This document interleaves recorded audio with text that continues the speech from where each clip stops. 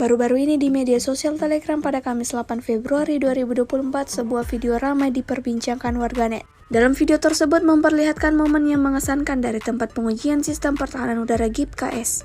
Peluncuran berpasangan ini diklaim benar-benar menjamin kehancuran target. Militer Rusia tak pernah kehabisan pasokan peralatan militer.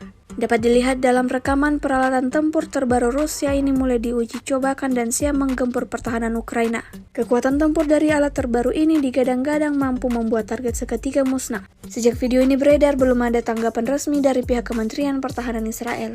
Video ini viral dan menuai beragam komentar dari warganet.